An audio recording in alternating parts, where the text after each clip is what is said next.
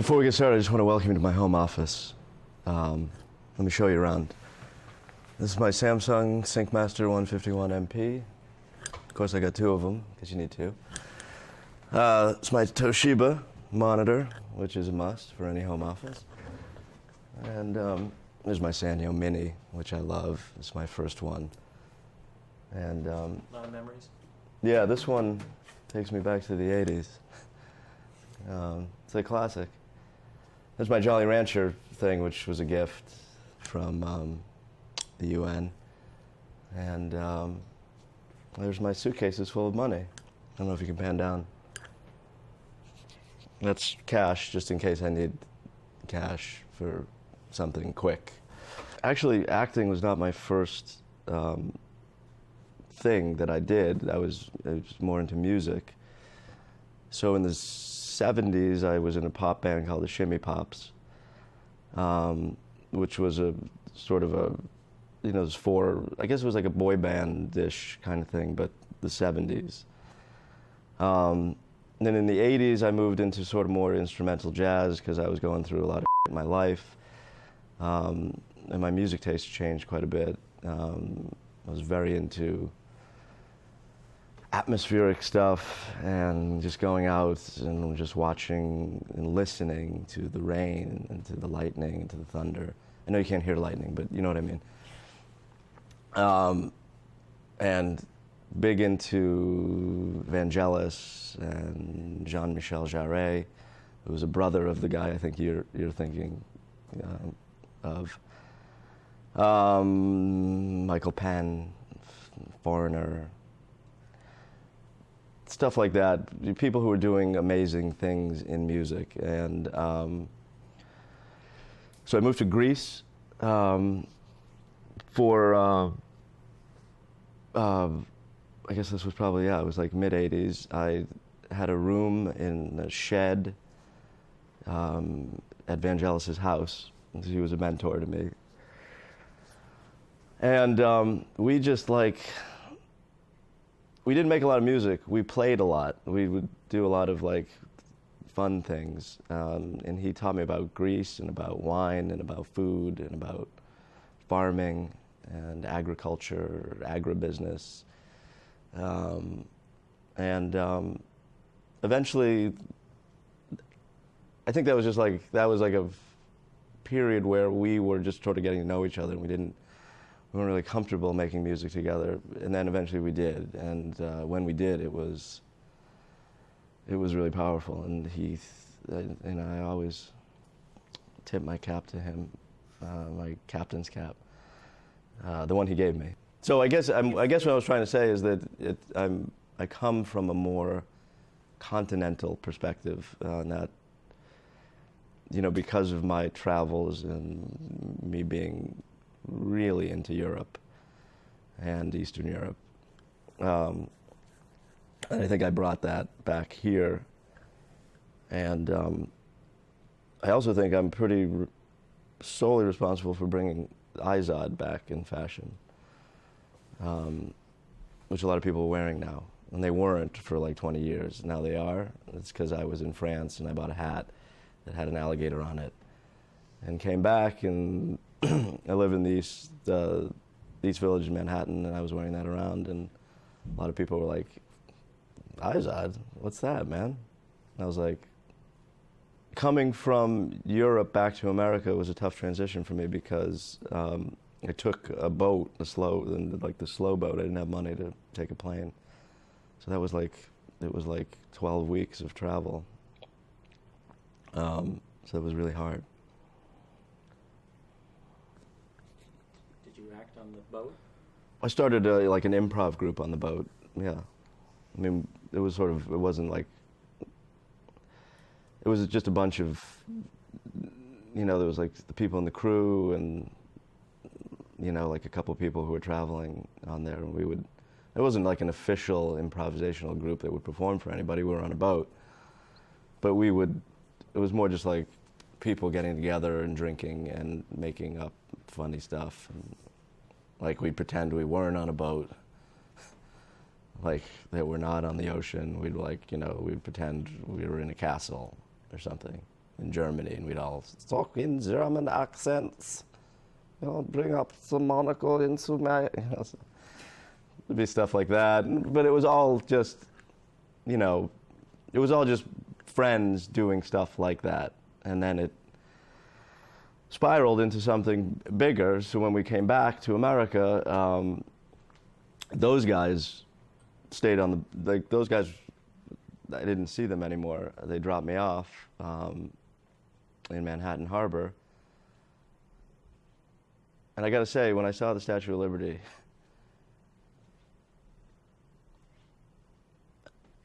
for the, it was only the 15th or 16th time I'd seen it. I felt this like unbelievable rush of emotion, and just knowing I'm back, like, this is mine. Like, America is mine. It's not yours, or yours, or yours. It's mine. I own it. And that's what's amazing about America. I did a lot of stuff with Sonny and Cher. I did a lot of bit parts on Sonny and Cher Hour. I did a whole bunch of telethons. I did a few movies. I was in like a bunch of movies. I was in pretty much every Altman film you could name. I was the lead in Top Gun. And from that, I got to know Tom Cruise and became the lead in Risky Business, Risky Business 2. Although it was a little later, Risky Business 2 was made a little later, so Hollywood was sort of shaking it up, I would say. And I was naked in that scene with the underwear, but they digitized out my and my so that was like the little twist that was funny. Like, people were like waiting to see me come out, like in that slide, and then you see that's my ass.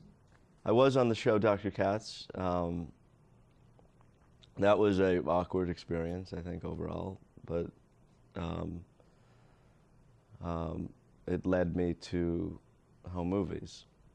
This was the same company who made both shows. But Dr. Katz was, I can't say anything bad about Dr. Katz. You got my heart, brother. Why can't you say anything bad? And not that I want you to, but Sorry. What was the experience there? Why was Dr. Katz special? It was the first show that paid me money to perform, and I thought that was a mistake on their part, and I thought that they made me feel guilty about it because they were paying me for my services, which I didn't feel I was worthy of.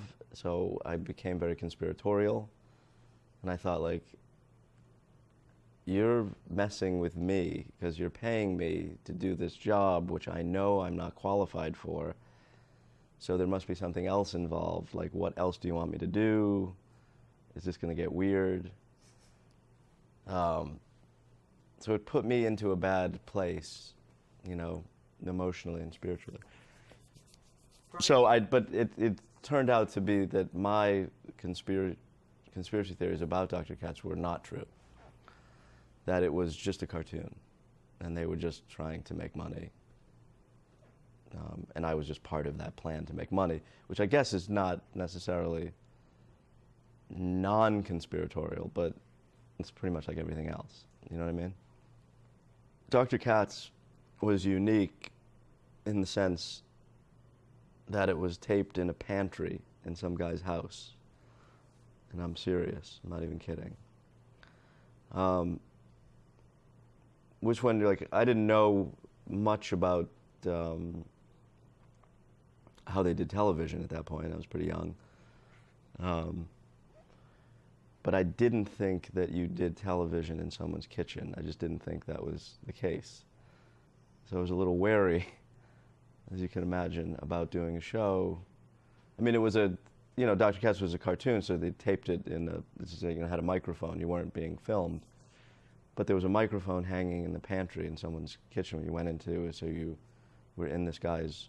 You shut a door, and then there was all these like canned foods, and it wasn't a theme. Like it wasn't like a cool studio, like there's probably out here in Hollywood. Like, you know, we're the studio that looks like a kitchen, or like, you know, Toilet Productions. Our whole studio looks like a bathroom. It wasn't like that. It was, I mean, the guy's family was around, and the wife would cook for kids, and like right outside we were taping a television show. So it was weird, and that takes me back to the conspiracy thing, because I thought like this has got to be some sort of elaborate practical joke done by an eccentric billionaire. Home Movies was the same company that made Dr. Katz, but they had moved out of the house after Dr. Katz became a little more successful. They bought another house and made it a replica of the original house that they made it a replica of the original house that we originally recorded in, but the family didn't come over, so it was that kind of cool studio I was talking about, where it was like called, you know, the house, and there were crazy ass parties, and like that was at least what I remember. It's just women and men partying all the time, and there was weird stuff going on. Like there was definitely drugs, and there was this weird punch. That there was always this weird punch bowl. You just drink out of it, and then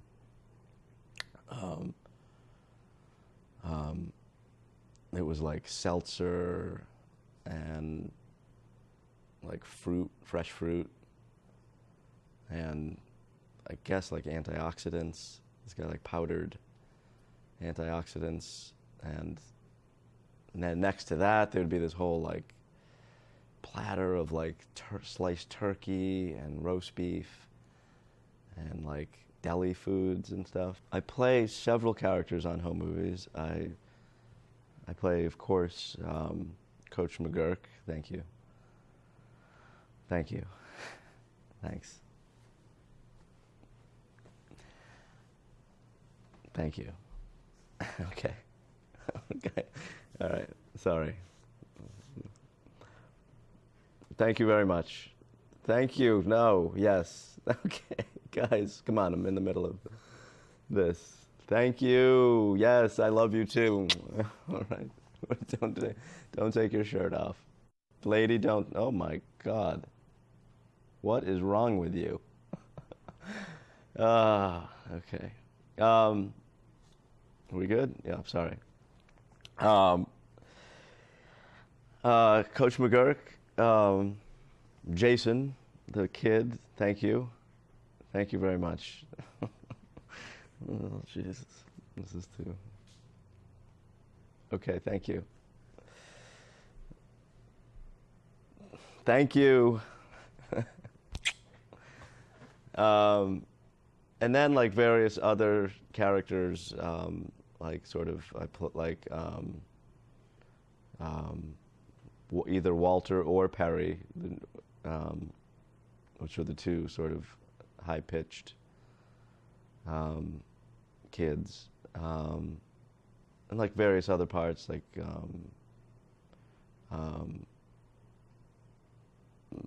Dr. Pussy McGee, played Pussy McGee, Rabbi Jewerston, played Rabbi Jewerston, I think for like 2 episodes. And then I played that talking parrot or whatever, like if your question is, do I connect with one character more than another? Yes. Who? I'm not telling. All right. Why not? Because that's none of your business. Do you enjoy playing one character more than another? I think if your question is, do I enjoy playing one character more than another, I think you're trying to get me to answer the other question that you asked, and I think that's being slimy, and I'm not going to fall for that. All right, let me rephrase it. I'd rather you not talk about which character you connect to more than another. Okay, let me interrupt you for a second. Now I think you're definitely trying to get me to reveal which character I relate to most. And if you continue on this track, sir, I will call my lawyer from this very seat and talk to him. Okay.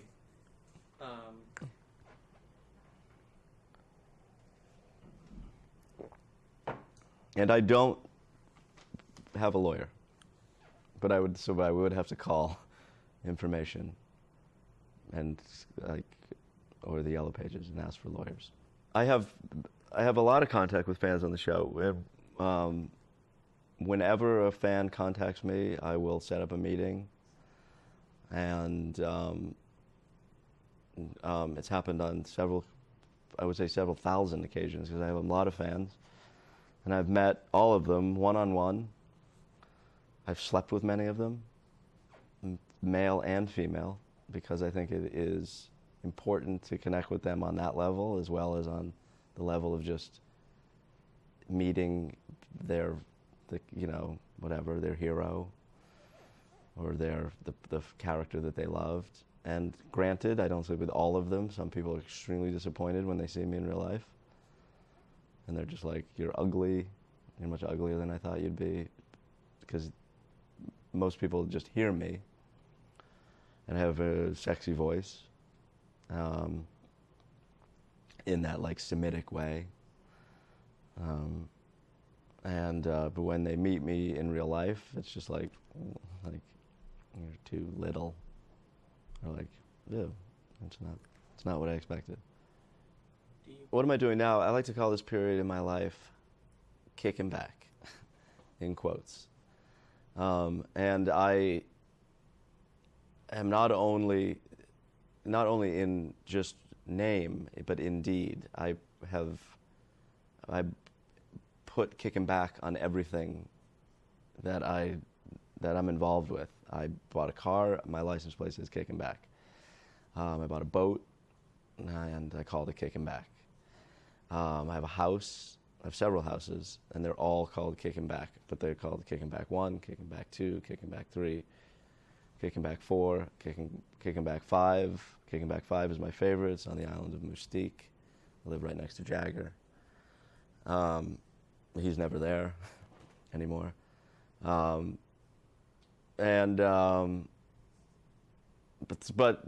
to be honest, Kicking Back has become like an industry for me, which is like a mixed bag, because at first I was like, I'm done with home movies, I'm just going to kick back. Then I started calling things Kicking Back. And then people started catching on, like, Kicking Back. Hey, like, that's cool. Like, people who saw my license plate would be like, beep, beep, like, all right, man. And I'd be like, all right. Then it started getting like more. Then it started getting more and more and more like I had to, like, I made T-shirts that say Kicking Back, and I made sweatpants that say Kicking Back. Now I have a line of clothing, Kicking Back. Now I have like, whatever, 10,000 employees, all in different countries all over the world, who make my apparel. So Kicking Back, I thought I was gonna. The irony is, you get it, right? The irony is, I thought I was Kicking Back. Now I'm working harder because of Kicking Back. To ask you, and that is, you know, when you look back on what I'm sure is going to be a very long career, what place will home? I think when I start to look back, and I learned this from my grandfather. My grandfather died a very old man, but the last 10 years of his life, he only remembered one story, and it was something about picking up a paper, like a newspaper, like off the ground. And he would incessantly tell that story, no matter what. Like, you'd be like, "How you doing, Grandpa?" He would be like, I, I, I don't pick up the paper, and I look. There was a Subway. It was like weird. Like, you remember, like Subway paper. So, when I look back, when I'm that age, I don't think home movies will be the one story I tell. It will be something more like, I have an ice cream. There's a peppermint. There's a peppermint ice cream. You know, it would be something like that.